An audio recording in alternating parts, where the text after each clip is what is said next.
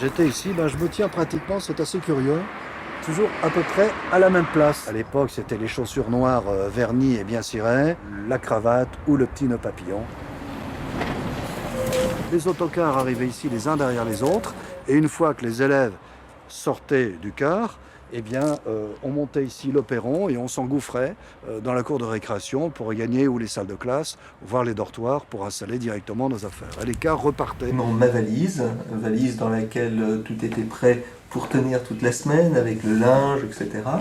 Et donc j'arrivais au collège. Là, avant de commencer les cours, je passais au dortoir. Donc je suis là. Personnellement, moi, c'est vrai, j'ai eu des moments très difficiles dans ce collège. J'ai eu des moments de cafard, j'ai eu des moments de chagrin, j'ai eu des moments de tristesse, mais il y avait les copains, il y avait les camarades de classe. Comme avait fait remarquer mon père, sur cette photo, il y a un débraillé, on le voit, il est là en plein milieu. C'est moi. Tout simplement parce que nous portions tous un écusson sur nos vestes, et moi, l'écusson n'était pas brodé, n'était pas cousu sur ma veste, il était cousu sur ma chemise. Et voilà l'écusson du collège que nous portions à Étapuis. Déjà vers 5-6 ans, je savais lire, écrire et compter. Parce qu'à ce temps-là, les frères, le frère particulièrement auquel je pense, on apprenait nos tables de multiplication avec les doigts devant.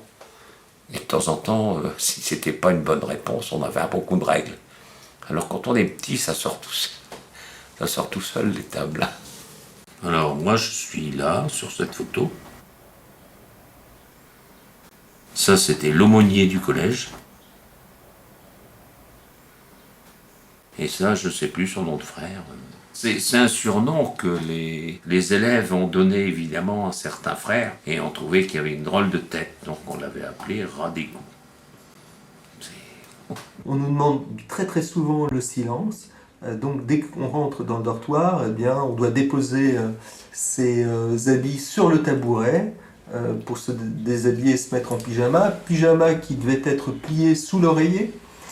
Et puis le matin, c'était refaire le lit et faire le lit dans un bon ordre de marche, comme on dit, au carré, un peu comme à l'armée.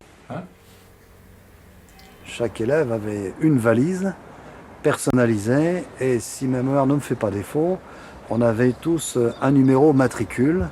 Et pour ce qui me concerne, je crois que ça devait être le numéro 172 ou 173, peu importe. Et quand on ne faisait pas ce qu'il fallait faire, on était appelé ou qu'on ne répondait pas à ce qu'il avait demandé au tableau, il disait « donne-moi tes doigts ».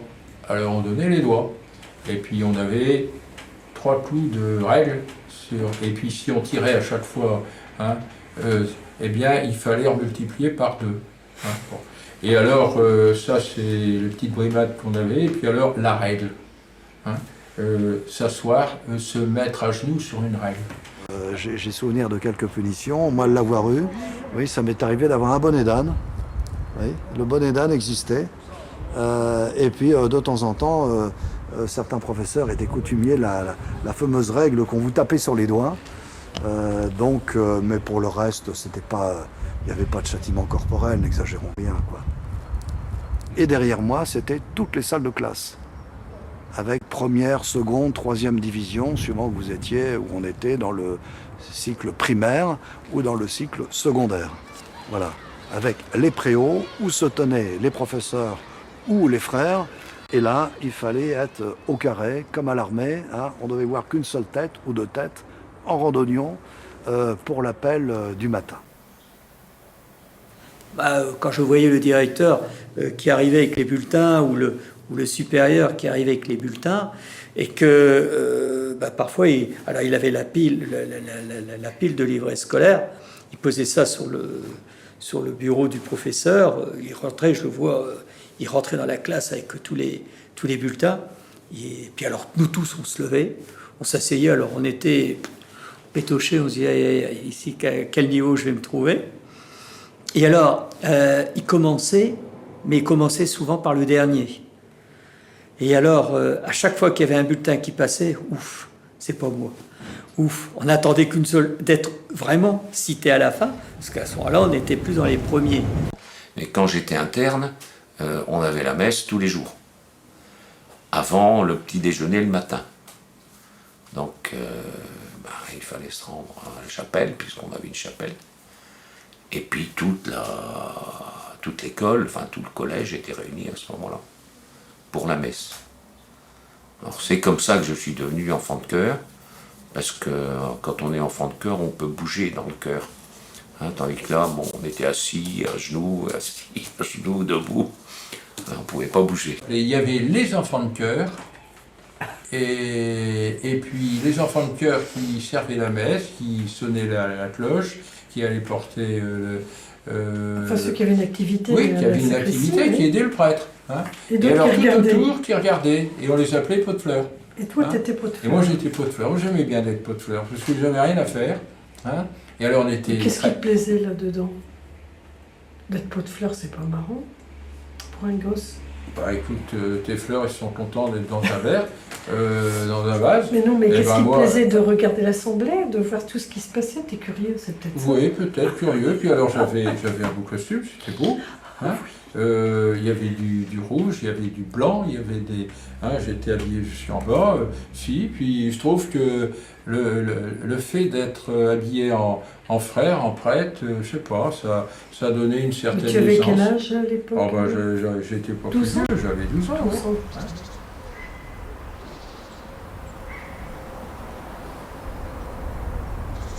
Ah ben, j'ai souvenir de la procession du pèlerinage de la Marlière où pratiquement une fois par an, à pied, hein, nous allions du collège Étain-Puy jusqu'à la Marlière, qui est à l'entrée de Moucron. Et là, c'est vraiment les seules choses qui m'ont marqué sur le côté religieux. On chantait le rosaire, le Notre Père et le Je vous salue Marie, avec nos petits costumes engoncés. Et Dieu sait que parfois il faisait relativement frais. Alors les confessions se déroulaient dans la chapelle, très souvent d'ailleurs tout le monde patientait sur les bancs de la chapelle, les uns derrière les autres, et ils avaient, je dis puisqu'il y avait l'aumônier et des prêtres qui venaient de l'extérieur, en général qui se positionnaient aux quatre coins de la chapelle, donc on se répartissait au niveau des élèves, et dès qu'il y en a un qui était passé, tout le monde avançait d'un rond sur les bancs, et puis voilà, ça se passait comme ça. C'était l'époque où, en fonction de ce qu'on disait aux prêtres, on avait droit à autant de récitations du Notre Père et Je vous salue Marie. C'était proportionnel sûrement au volume des péchés. Alors là, je ne sais plus.